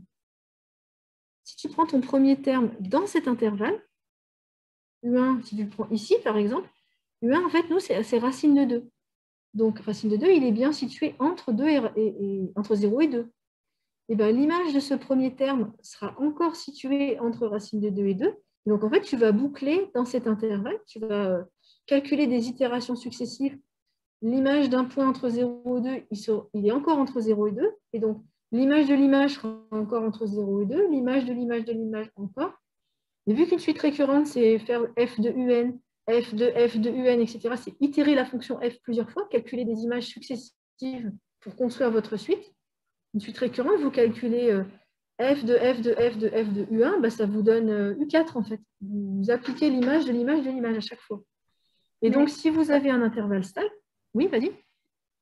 Mais la question, c'était de montrer que UN est majoré par 2 pour tout n appartenant à n étoiles. Du coup, ça veut dire que si mon U1 il était dans l'intervalle 2 plus l'infini, ce serait pas majoré par 2. Oui, c'est vrai. Si U1 était dans l'intervalle 2 plus l'infini, la suite ne serait pas majorée par 2. Mais ici, on sait que U1 égale racine de 2. C'est une donnée de l'énoncé, ça. Donc, tu sais que U1, il est dans le mode intervalle. C'est vrai que si tu n'avais pas cette condition sur U1, tu ne pourrais pas dire la suite est majorée par 2. Attention, elle est majorée par 2 que si tu prends un U1 dans l'intervalle 0,2 au départ. Sinon, ça ne marche pas. Okay. Donc là, il faut effectivement se servir du point de départ de la suite. Donc, si je continue mon raisonnement, le fait que l'intervalle 0,2 soit stable par f, ben, on rajoute à ça le fait que, or, le premier terme, U1, c'est racine de 2, il appartient à cet intervalle. Et donc, d'après le cours, je sais que quel que soit n appartenant à n, quel que soit n appartenant à n étoiles, puisque je commence à 1, eh bien, je suis sûre que UN appartient aussi à l'intervalle 0,2. Et donc, UN est majoré par... Donc, la suite UN est majorée par 2.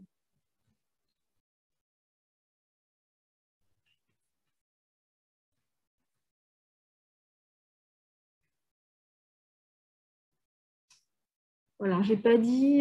Qu'est-ce que j'ai pas dit? Là, j'aurais pu dire la suite UN est bien définie. Je ne l'ai pas dit.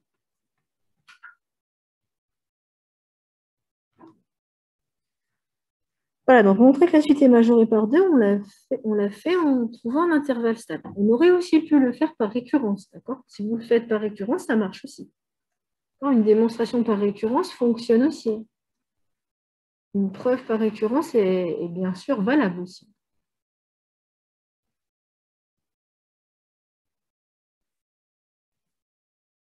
Si vous voulez le faire par récurrence, vous pouvez. Dans la question 3, il fallait montrer que la suite UN était convergente et déterminer sa limite. Alors, pourquoi notre suite UN serait convergente? Alors déjà, qu'est-ce qu'on sait sur cette suite? Qu'est-ce qu'on a donné comme information sur la suite? Si je mets en jaune les informations importantes qu'on a données sur la suite, qu'est-ce qu'il faudrait que je mette comme information? Oui. Alors, le fait que ma suite soit monotone, c'est vraiment un bug, ce truc. Et que sur cet ordi, hein, sur l'autre, pas de souci. Donc, ouais, UN est monotone. Non, toujours pas. Il ne veut pas me... Puis je vais entourer en jaune. Allez, hop, UN est monotone. Voilà. Ça, c'est première information importante. On a aussi UN est majoré par 2. Alors, qu'est-ce qu'il faut rajouter à ces informations pour, si je veux être sûr que la suite soit convergente? Oui.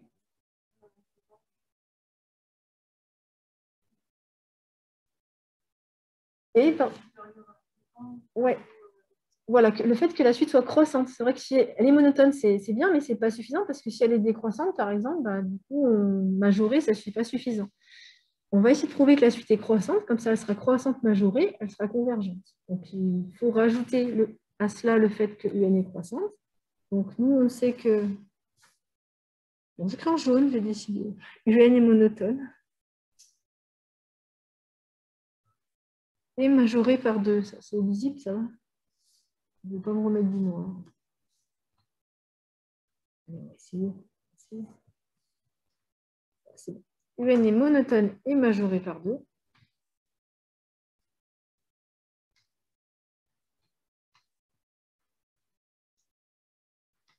Alors, dans le cours, on avait toujours des problèmes importants pour essayer de discuter est-ce que la suite est décroissante ou décroissante, ça dépendait de U0, etc.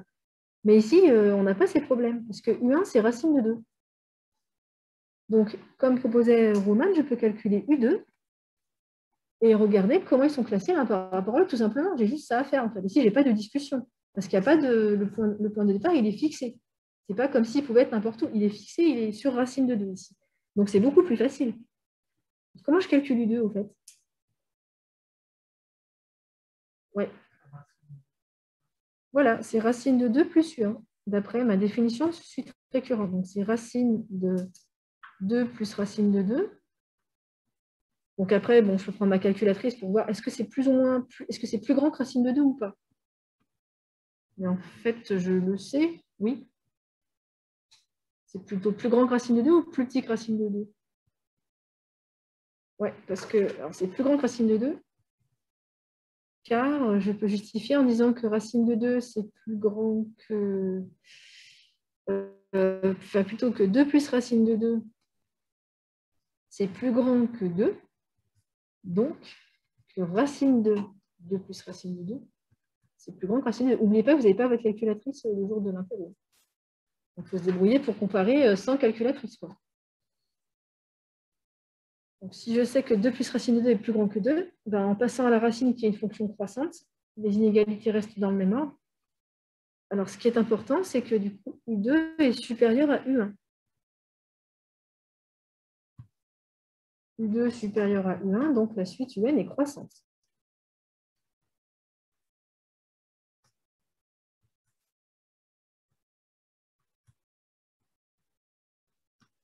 Croissante, majorée, elle converge. Théorème de limite monotone.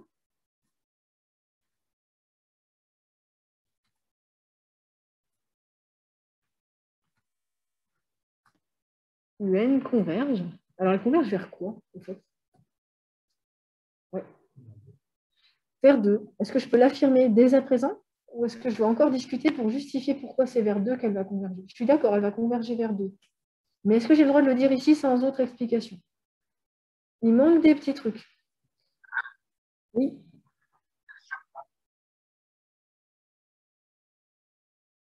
Alors, c'est un point fixe.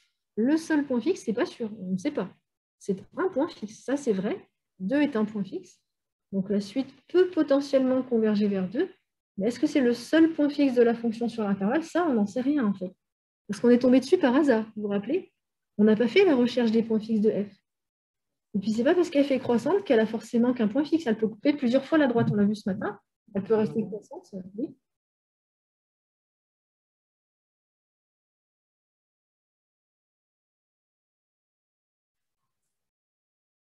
Bah, non, parce que par exemple, en fait, si c'était pour dire elle s'annule, effectivement, elle s'annulerait qu'une fois si elle était strictement croissante.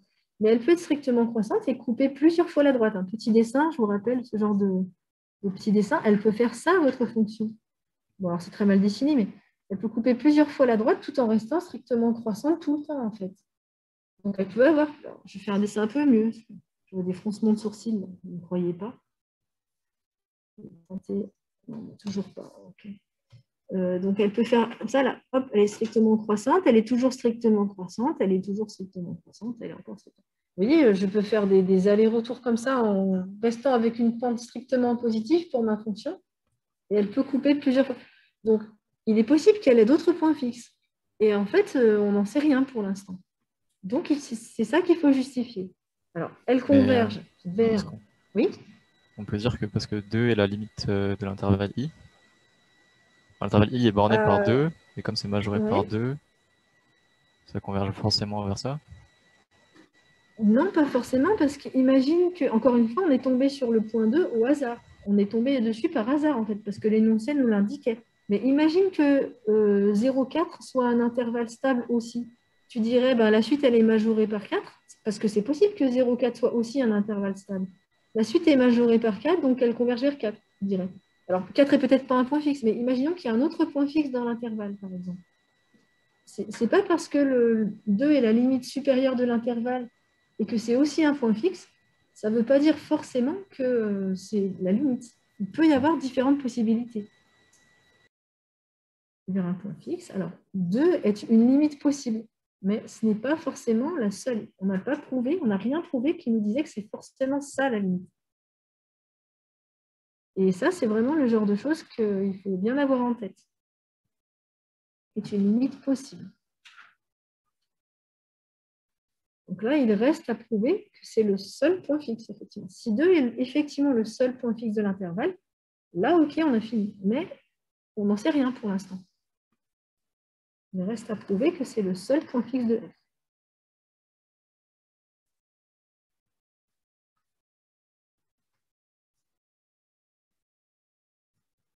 Dans l'intervalle I, parce que si f a des points fixes à l'extérieur, on s'en fiche. Il faut que ce soit le seul dans l'intervalle stable de I. Comment je peux savoir s'il y a d'autres points fixes? Qu'est-ce que je peux faire pour le savoir? Ouais.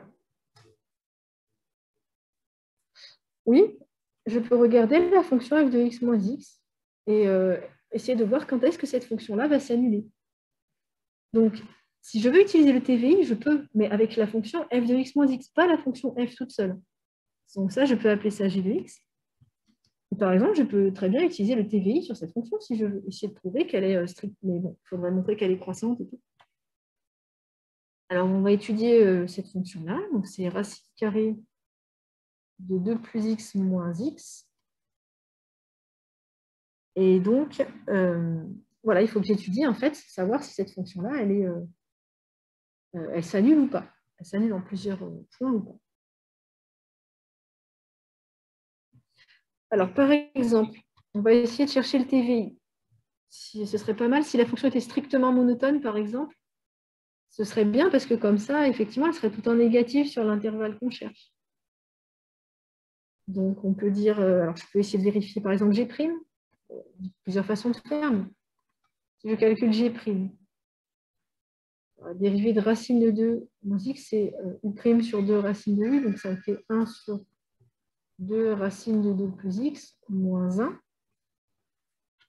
Là, j'essaie de voir si ma fonction est strictement monotone. Ça peut être intéressant dans ce cas-là. Je mets sur le même dénominateur.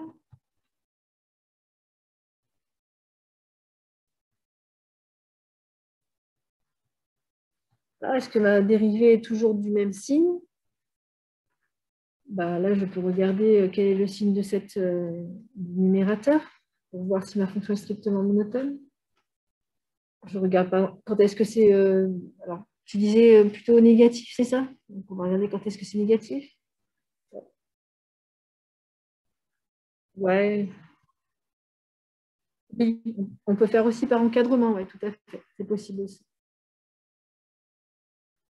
Alors, si je fais ça, j'obtiens ça. Ensuite, je vais diviser par 2 et passer au carré puisque tout est positif. Je peux passer au carré car tout est positif. Donc, j'obtiens un quart de type 2 plus x. Et j'obtiens comme condition que x doit être supérieur à un quart moins 2, ce qui est toujours vrai hein, ici. Toujours vrai.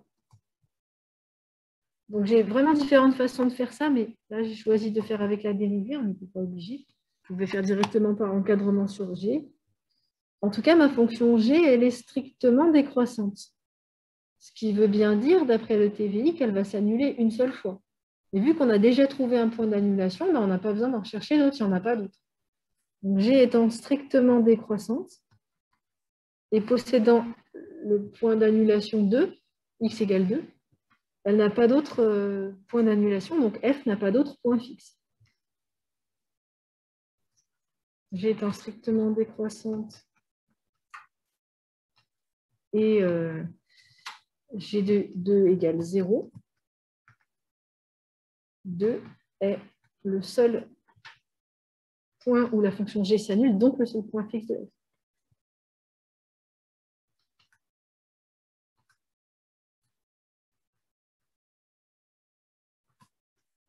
Et là, maintenant, on peut garantir que la limite de la suite, ce sera bien 2, et pas autre chose.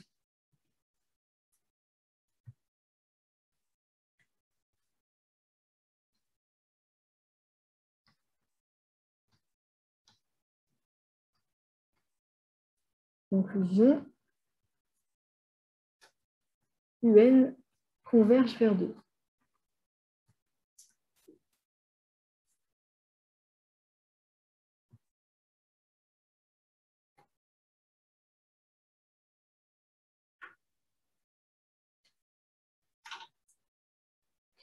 Alors, dans ce que vous aviez fait quand vous aviez cherché l'exercice, est-ce que vous aviez fait des choses en plus, en moins? Est-ce que vous aviez pensé à faire ça ou pas? Non. Il y avait différentes façons de faire. Hein. Ce qui était important, c'était... Après, il faut cibler les choses qui sont à rédiger, c'est-à-dire le raisonnement qu'on fait, il faut cibler les arguments à donner. Et puis, une fois qu'on sait qu'il faut, par exemple, démontrer que c'est l'unique point fixe, après, il faut que je choisisse comment je vais faire ça. En disant, je vais par exemple étudier f de x moins x, ou je cherche à encadrer f entre deux valeurs, des choses comme ça. Est-ce qu'on aurait pu utiliser le théorème du point fixe, celui qu'on vient de faire ce matin? Est-ce que le théorème du point fixe aurait été possible? On va voir, parce que si c'est possible, c'est vraiment beaucoup plus simple. Si je peux appliquer le théorème du point fixe, eh bien, vous vous rappelez, si le théorème du point fixe est vérifié, ça veut dire que le point fixe est unique et que la suite converge vers le point fixe et que je n'ai rien à faire de plus. Question, est-ce que j'aurais pu ou pas? Donc, qu'est-ce qu'il aurait fallu faire pour voir le théorème du point fixe? Si on sait que l'intervalle 0,2 est stable,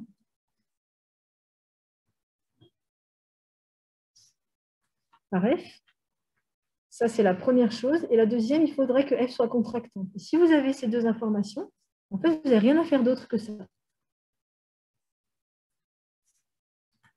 Pour montrer qu'f est contractante, en fait, vous allez calculer f' et essayer de l'encadrer. Vous vous rappelez, montrer que c'est plus petit que quelque chose.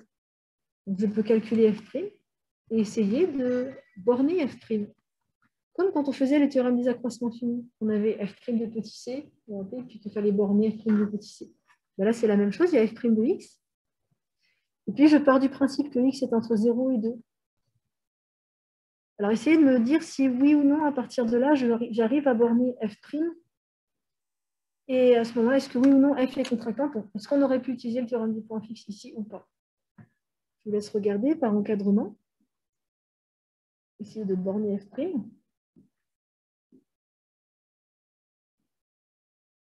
Entre deux valeurs.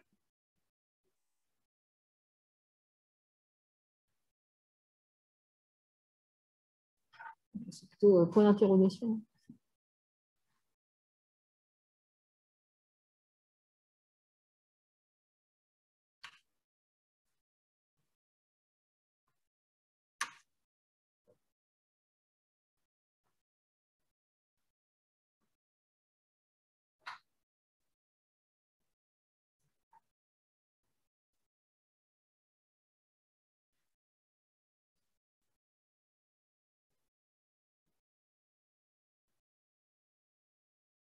racine qui ne peut pas donner, il faut que tu reviennes.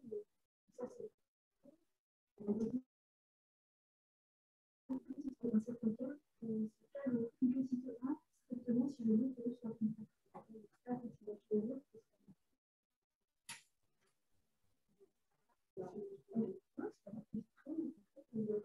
Plus petite, certaines valeurs qui doivent être fixes.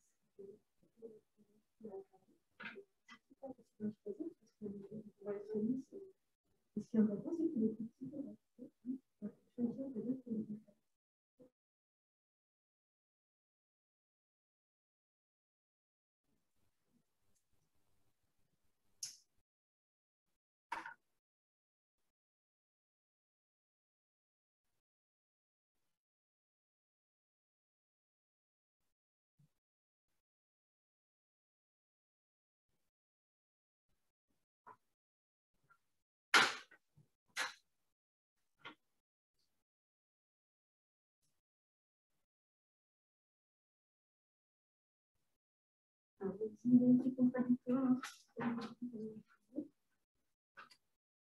Il y a 1 sur 2 racine de 2, il y a un quart, mais des fois, c'est dans un sens ou dans l'autre les inégalités.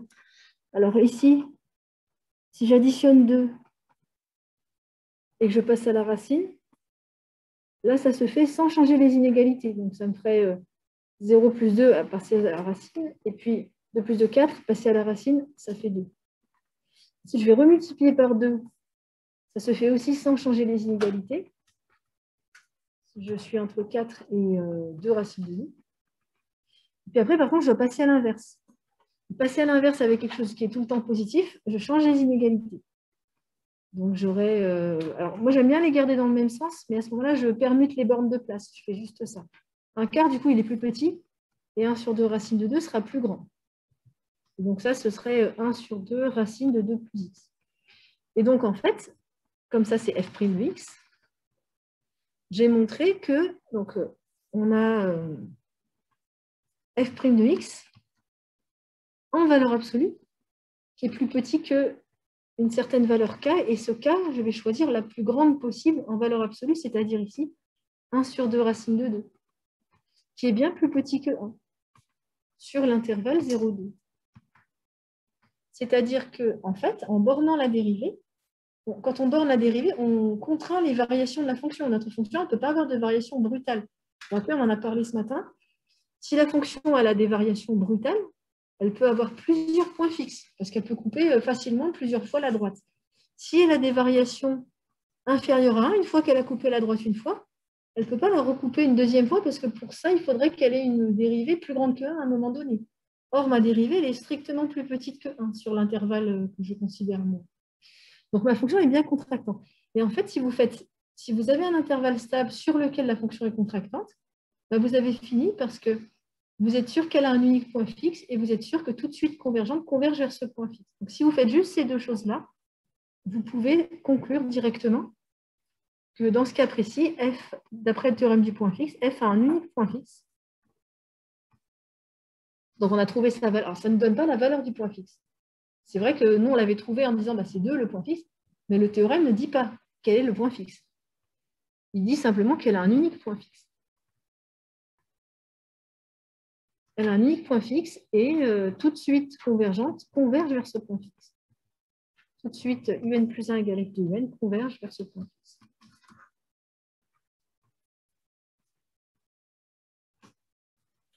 Donc, le théorème du point fixe, lorsqu'il s'applique, il est vraiment intéressant. Il n'y a pas besoin de faire beaucoup de calculs lorsqu'il s'applique.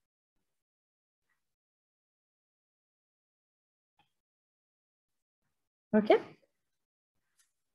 Est-ce qu'il y a des questions?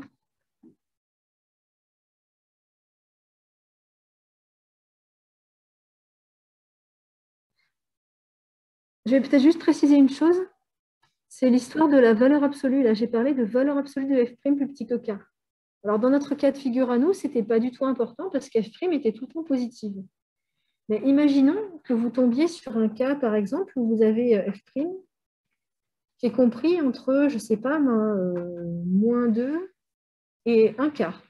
Imaginons que vous arrivez à montrer que f' il est compris entre moins 2 et 1 quart. Est-ce que f est contractante dans ce cas-là? Parce qu'on peut dire, bah oui, f' est toujours plus petit que 1/4, du coup, f est contractante. Mais en fait, non, parce que si je regarde la dérivée, elle va avoir des variations brusques du côté des négatifs. Si je regarde valeur absolue de f', il est plus petit que quelle valeur, en fait? Que 1/4 ou pas? Que 2, en fait. La plus grande valeur absolue possible prise par une dérivée, c'est 2, en fait, puisque ma dérivée, elle est minorée par -2. Donc, en valeur absolue, ma dérivée peut aller jusqu'à 2. Donc, si j'arrive à tomber sur un intervalle comme celui-ci, f ne sera pas contractante, parce que ma dérivée, elle peut aller jusqu'à -2, donc en valeur absolue, elle peut prendre des valeurs jusqu'à 2. Et donc, il faut bien faire attention de ne pas toujours prendre le membre de droite, en se disant, bah voilà, j'ai trouvé 1/4, c'est lui que je prends. Non, il faut regarder les deux. Et si vous avez un changement de signe, bah, il faut prendre en valeur absolue la plus grande valeur possible, obtenue par la dérivée. Ici, bah, ce n'était pas utile de regarder puisque tout était positif. Donc, je prenais forcément cette valeur-là comme valeur de k. Mais parfois, ça peut être différent. Il faut bien réfléchir à chaque fois, pas se tromper, pas aller trop vite. Madame, Oui, du coup là, on peut directement affirmer que F, elle converge vers le point fixe qui est 2, c'est ça? oui. Même si on ne Alors, l'a pas démontré. ouais, exactement. Quand tu peux appliquer le théorème du point fixe, si tu sais que ta fonction est contractante sur un intervalle stable, tu n'as rien besoin de faire d'autre que de faire ça pour dire que la suite va converger vers 2. Okay, Parce que merci. 2, en fait, c'est le point fixe. Donc, f de 2 égale 2, donc la limite égale 2. La seule contrainte de ce théorème, c'est que elle ne donne pas la limite. La limite, on ne la connaît pas. Le théorème, il dit qu'il existe un unique point fixe, mais il ne dit pas le point fixe, il vaut tant. On n'en sait rien. Il faut calculer ce point fixe parfois. OK? On va continuer un petit peu sur les suites récurrentes. On va partir sur l'exercice 13.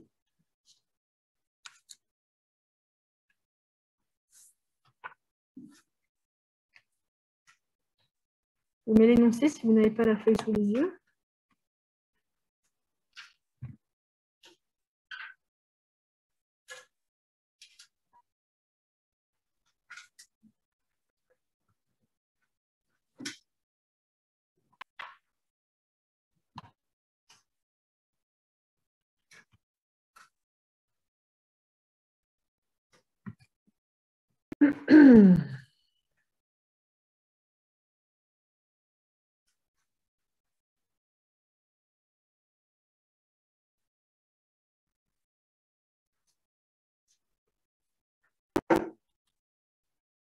Brancher, parce que j'ai plus trop de batterie.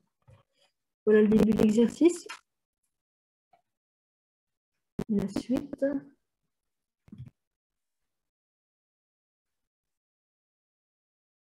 Donc, c'est une étude de suite récurrente, mais un peu guidée, c'est-à-dire qu'il y a des questions intermédiaires qui vous seront posées. On ne vous demande pas d'étudier la suite point barre, c'est quelques questions pour guider. Si le collage veut bien se faire, hein, c'est super.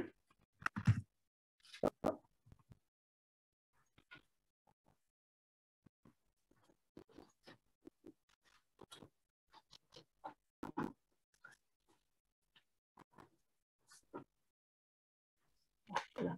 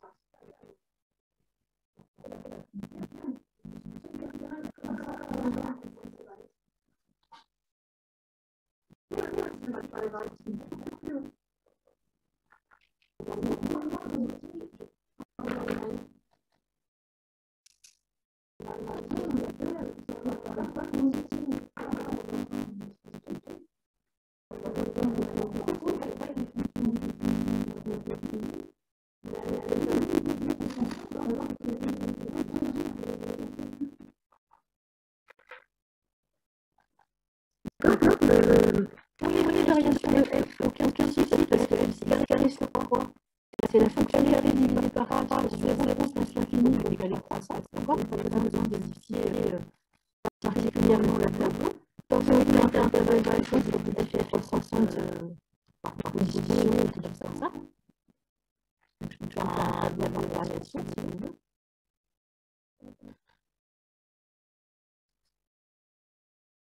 X entre 0 et l'infini, la fonction de croissance. L'image de 0, c'est 0. Donc, on a mis en évidence un intervalle stable de 0, 0, 0. On a mis en évidence un 50 qui est ici.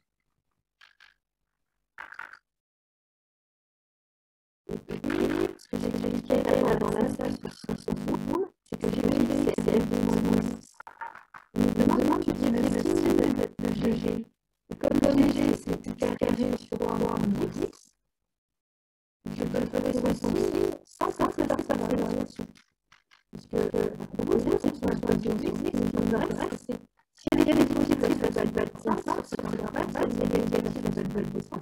Si la fonction est ça va me donner les fonctions de f. Alors, si quelqu'un a un degré qui va me donner à x, x, x, x, il va même me donner tout ça, non? Oui, si je fais comme ça, eh bien, je peux vérifier tout de suite, c'est pas de la continuité, c'est pas de la variation, je suis sur le expression finie. Et donc, par contrôle de 6, j'ai utilisé une explicité pour l'organisation à partir de moins 1. Et donc, je peux dire directement à la solution GG. Parce que c'est une petite sur positif et un tiers de moins 1. Je vais regarder parce que c'est positif là.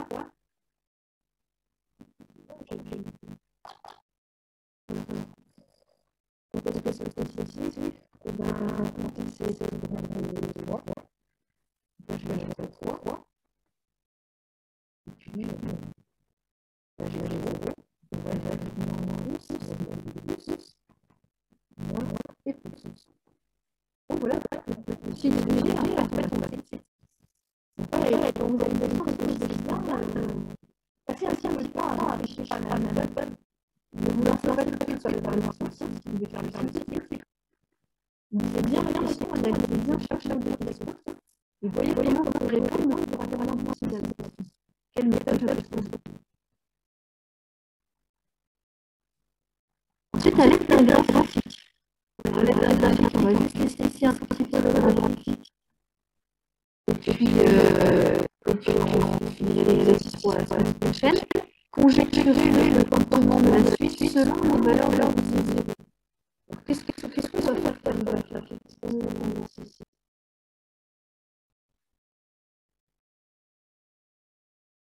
Est-ce que vous avez dessiné pour voir dire si la suite elle va pas changer mal? Il faut que je dessine les termes d'ensemble. Est-ce qu'on a le mal? Voilà, y est égal à x.